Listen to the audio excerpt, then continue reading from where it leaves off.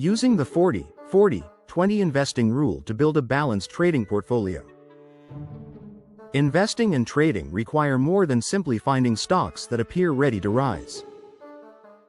One of the biggest challenges investors face is deciding how much capital should be allocated to different investments while maintaining enough flexibility to respond to changing market conditions. The 40-40-20 rule in investing provides a straightforward framework that traders and investors can use to think about portfolio allocation, risk management, diversification, and long-term growth. The basic concept behind the 40-40-20 rule is to divide an investment portfolio into three broad components: 40% in one core investment category, another 40% in a second category, and the remaining 20% in a more flexible or opportunistic allocation. Although the exact assets used in each portion can vary depending on an investor's objectives, risk tolerance, and market conditions, the principle is designed to prevent an investor from placing too much capital into one strategy. For traders, the rule can become particularly useful because it creates a structure for separating core investments from active trading opportunities. Instead of treating an entire portfolio as trading capital, a trader can establish clear boundaries for long-term positions, diversified investments, and tactical trades. The 40-40-20 rule is best viewed as an asset allocation framework rather than a rigid investment formula. Its purpose is to help investors determine where their money should be positioned instead of allowing every investment decision to be made independently.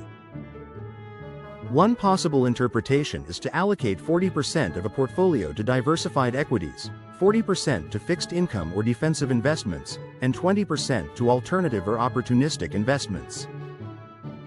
Another investor might use 40% for long-term holdings, 40% for medium-term strategies, and 20% for short-term trading. The important idea is that each portion has a specific job. The first 40% can provide growth, the second 40% can provide stability or diversification, and the final 20% can provide flexibility for opportunities that arise in the market. This structure can help reduce the temptation to place the majority of capital into a single stock, sector, or trading idea. Just a quick reminder to please hit the like button and subscribe to the channel. Also, you can visit us on the web at investmenttees.com and use code BLOG to receive 20% off your next purchase. Many traders concentrate heavily on entries and exits while paying less attention to overall portfolio construction. However, even a highly profitable trading strategy can create substantial portfolio risk if too much money is exposed to the same market direction. A 40-40-20 framework encourages the trader to think beyond individual trades. Instead of asking only, "Which stock should I buy?" the trader also asks, "How much of my total capital should be exposed to this type of opportunity?" That distinction can make portfolio management much more disciplined. One approach is to use the first 40% as a core portfolio allocation. This portion can consist of diversified investments designed to be held for longer periods. A core allocation can help traders avoid the common mistake of depending entirely on short-term market timing. Markets can behave unpredictably over days or weeks, but a long-term portfolio can potentially benefit from sustained economic and corporate growth. The exact investments should depend on the individual's objectives, risk tolerance, investment horizon, and financial circumstances. The second 40% can be designed to provide diversification and stability. Depending on the investor's strategy, this allocation could include bonds, treasury securities, cash equivalents, defensive sectors, dividend-oriented investments, or other assets that behave differently from the core equity portfolio. The purpose is not necessarily to eliminate losses. Instead, it is to create a portfolio that does not depend entirely on one type of market environment. For instance, stocks may perform poorly during a period of economic uncertainty while high-quality fixed income investments or cash reserves provide greater stability. Conversely, during a strong equity market, the stock allocation can provide the primary growth engine. This balance can make it easier for traders to remain invested without feeling compelled to sell everything during a market correction. The final 20% can be particularly useful for an active trader.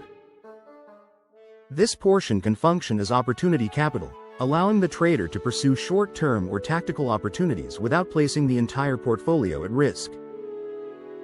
When traders separate active trading capital from their core investments, they may be less likely to liquidate long-term positions simply because the market becomes volatile. The 20% allocation can therefore serve as a controlled environment for active decision-making. The rule can also be incorporated directly into a trading strategy. A trader might decide that only the 20% tactical allocation will be used for short-term trades, while the remaining 80% follows predetermined investment guidelines. Suppose the portfolio is worth $100,000. Under a simple 40-40-20 structure, $40,000 could be allocated to core equities, $40,000 to diversified or defensive investments, and $20,000 to active trading. The trader could then establish additional risk limits within the $20,000 trading allocation. Rather than risking the entire $20,000 on a single position, the trader might divide it among several positions and establish a maximum percentage of trading capital that can be lost on any individual trade. This creates multiple layers of risk management. The portfolio allocation controls how much capital is dedicated to active trading, while position sizing controls how much of the trading allocation is exposed to an individual idea. The 40-40-20 rule does not eliminate the need for proper position sizing. A trader could follow the allocation perfectly but still take excessive risk if individual trades are too large. A more disciplined approach is to divide the trading allocation into smaller positions based on the trader's strategy and risk tolerance. Stop-loss levels, volatility, liquidity, and expected reward to risk ratios can also be incorporated into the decision-making process. The goal is to ensure that one unsuccessful trade does not significantly damage the entire portfolio. Another important component of using the 40-40-20 rule is rebalancing. Market movements can cause the portfolio to drift away from its original allocation. Imagine that the 20% trading allocation performs extremely well and grows to 30% of the total portfolio. At the same time, the other allocations decline proportionally. The portfolio may now have considerably more risk than the trader originally intended. Rebalancing allows the investor to restore the desired structure. Some investors may rebalance on a predetermined schedule, while others may rebalance when an allocation moves beyond a specific threshold. The appropriate method depends on the investor's strategy and circumstances. The 40-40-20 framework does not necessarily mean the investor must remain completely inflexible. Markets change, and investment objectives can change as well. A trader may decide to adjust the types of assets held within each allocation based on economic conditions, volatility, interest rates, valuation, or market trends. However, maintaining clearly defined allocation boundaries can prevent short-term market excitement from completely changing the portfolio. 40-40-20 portfolio example. Consider a hypothetical investor with a $250,000 portfolio. A 40-40-20 allocation would divide the portfolio into $100,000, $100,000, and $50,000. The first $100,000 could be allocated to diversified long-term equity investments. The second $100,000 could be allocated across fixed income securities, defensive investments, or other diversifying assets. The remaining $50,000 could be dedicated to active trading opportunities. The trader could then apply additional risk controls to the $50,000 trading account. Instead of treating the entire $50,000 as money that can be risked on one trade, the trader could establish predetermined maximum position sizes and loss limits. If several trades fail, the core portfolio remains largely separated from those trading losses. If the active strategy performs well, the trader has an opportunity to generate additional returns without converting the entire portfolio into a short-term trading account. The 40-40-20 40-20 rule should not be treated as a universal formula that works identically for every investor.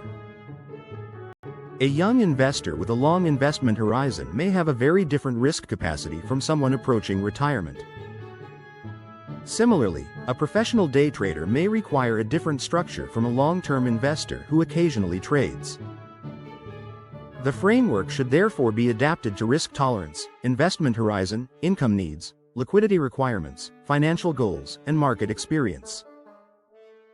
Taxes, transaction costs, emergency savings, and other financial obligations should also be considered when designing an overall investment plan. The value of the rule comes from creating structure, not from blindly following specific percentages. Conclusion: the 40-40-20 rule in investing provides traders with a simple way to think about portfolio construction while maintaining a clear separation between long-term investments, diversification, and active trading opportunities. By allocating capital across different purposes, traders can potentially reduce concentration risk and avoid allowing a single trading decision to determine the outcome of their entire portfolio. The rule is most powerful when treated as a flexible framework rather than an absolute formula. Investors can adapt the three allocations to their goals and risk tolerance while combining the framework with position sizing, diversification, rebalancing, and disciplined trading rules. Ultimately, the biggest advantage of the 40-40-20 approach is that it encourages traders to manage the portfolio as a complete system rather than treating every trade as an isolated decision. Thank you for watching.